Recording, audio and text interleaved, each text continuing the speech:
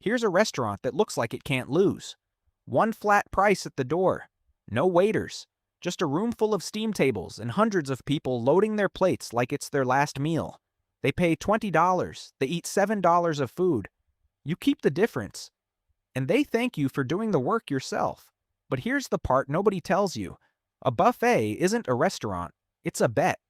Against you. And the house wins 19 times out of 20 until the day it can't afford to keep the trays full and the whole machine becomes illegal to run overnight. That's the picture in your head. Here's the problem. A buffet is not a restaurant. It's an insurance company. A restaurant sells you dishes, one by one, each with a price. A buffet sells you one thing at the door and then bets against you. And it wins almost every time. Not because it's lucky, but because it has already done the math on you before you pick up a plate. The food is not the product. The food is the claim. The buffet is betting that your stomach is smaller than your eyes, and it sets the premium accordingly. By the end, you'll know exactly which game you're actually playing when you hand over that flat price. First, understand that buffet isn't one business. It's at least three, with completely different economics. There's the roadside family buffet, the all-you-can-eat spot where the food cost is the whole game. There's the casino buffet, a deliberate loss leader built to keep gamblers inside the building, not to make a cent on its own. And there's the upscale hotel brunch, where the $20 mimosa carries the profit and the eggs are just decoration. They look like the same dream. They are not the same risk. We're doing the first one, the one you are actually picturing. So before you spend a single dollar, answer one question. Which single item in that room do you think carries the most profit? Hold that answer. It's almost certainly wrong, and it's the entire game. Here's what it costs before you've served a single plate. Real estate first. A buffet needs a big dining room, and big rooms in good locations aren't cheap. But that's not what breaks first-timers. It's the equipment. A full build-out. Steam tables, walk-in coolers, a commercial hood system, fire suppression, runs $200,000 to $500,000 before a single chicken wing hits the line. But here's the part that breaks most people. The equipment isn't your biggest risk. Your biggest risk is the food you're going to throw away every single night for the next 10 years. Then the staff you thought you didn't need. Buffets have fewer servers, but the labor doesn't disappear. It hides in the back. Cooks, prep cooks, dishwashers, a carver standing at the roast, someone restocking the line every 6 minutes. Your labor isn't cheaper than a regular restaurant. It's just invisible. Then licensing. The part that actually scares experienced operators. Health codes are brutal on open food. One failed inspection shuts you down. And here's the kicker. A single case of food poisoning traced to your steam table can cost you more in liability than you make in a year. You're not opening a restaurant. You're opening a food safety liability with a dining room attached. Here's the trap nobody warns you about before you sign the lease. Your costs are fixed, but your revenue depends on one variable you can't control: how much the room eats. A regular restaurant portions every plate. A buffet can't. It has to keep every tray full, or the room looks cheap and empty. And the moment it looks cheap, the customer feels cheated. So you overproduce every single night.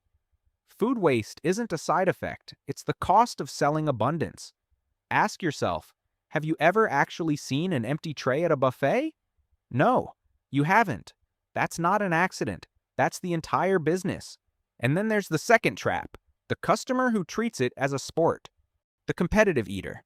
The guy on his fifth plate and third dessert who skipped breakfast to get his money's worth. One of him doesn't hurt.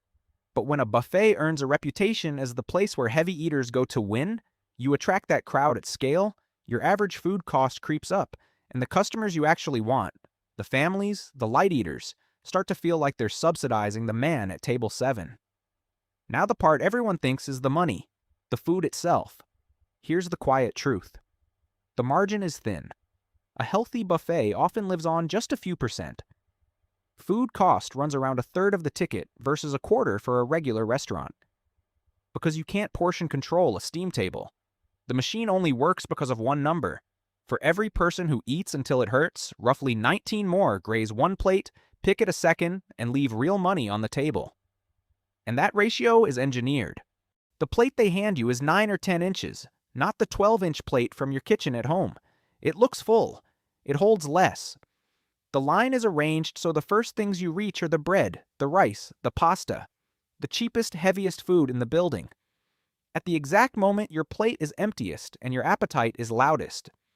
The expensive protein lives at the end of the journey, behind a counter, carved into a controlled slice. The shrimp sits in a small tray with comically small tongs, refilled slowly so it's forever almost running out. Let me say that again, because it's the whole business. You are not cooking. You are running a portion control system on a population of strangers who believe they're in charge. So if the food barely makes money, what actually does? Pause and guess. Most people say drinks. They're only a third right. The first is the drink. The glasses are enormous, and they hold the two cheapest liquids a restaurant can serve. Water, effectively free, and soda, a few cents a glass, one of the fattest margins in all of food. But the soda is doing a second job, and it's sneaky. Carbonation bloats you. A belly full of fizz is a belly with no room left for the sirloin. You are filling yourself up on the house's cheapest product before you ever reach its most expensive one. The second is the labor you never see.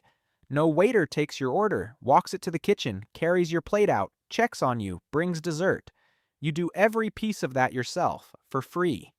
In a normal restaurant, labor is the heaviest cost after food. The buffet hands that entire job to the customer and pays nothing for it. But the real second business is even bigger. A buffet doesn't sell food. It sells the feeling of infinity. You pay for the idea that you could eat forever, and you carry home 3 plates. The value was never in the 9th plate you weren't going to reach. It was in believing you could. Here's a real corpse, and it died from the exact feature that made the buffet cheap for 50 years. Souplantation, known in most states as sweet tomatoes. 97 locations, built on self-service from a shared spread. Then 2020 happened. A buffet is by definition a large crowd of strangers reaching into the same open trays, gripping the same serving spoons, breathing over the same uncovered food for hours. That closeness is exactly what makes it cheap. It's also exactly what made it, the moment a virus turned shared spoons into a public health problem, impossible to run. Souplantation was bleeding around $1 million a week. It couldn't reopen safely. In May 2020, it closed every last location for good. 4,400 people out of work. People had not stopped wanting it. The exact feature that made it cheap was the one thing that couldn't be kept running. The buffet's greatest strength is its greatest fragility.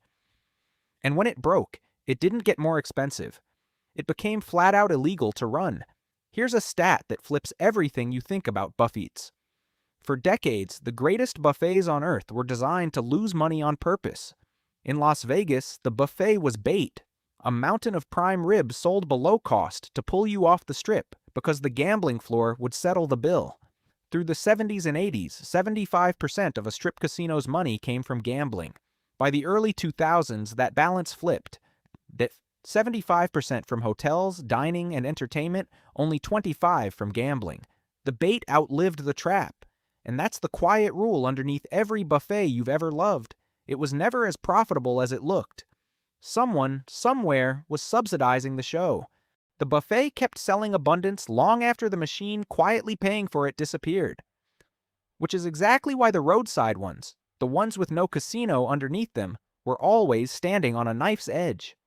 Let's run the math on a good month against a bad one. Imagine a family buffet doing $90,000 a month at a $20 average ticket, about 4,500 guests. Food cost at a third of revenue is $30,000. Labor runs another 25 to 30. Rent, utilities, insurance, maintenance, another 20. You clear around 10,000. That's a healthy buffet and it's thin, barely 11%. Now, the bad month. Traffic drops 20%. But you can't drop your food spend 20% because the trays still have to look full. You can't drop rent or insurance. You can trim a cook on slow nights maybe.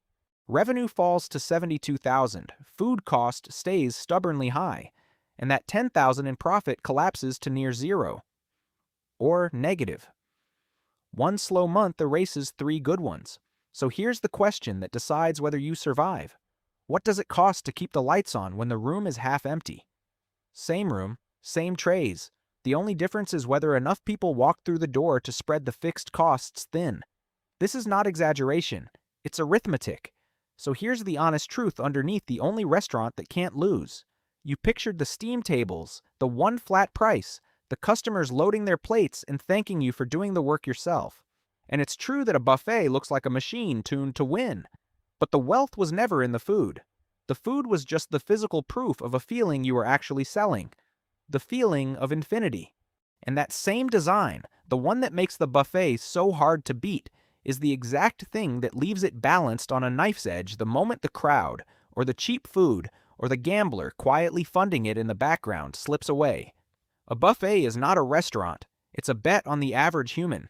And the house only eats well as long as the average holds still.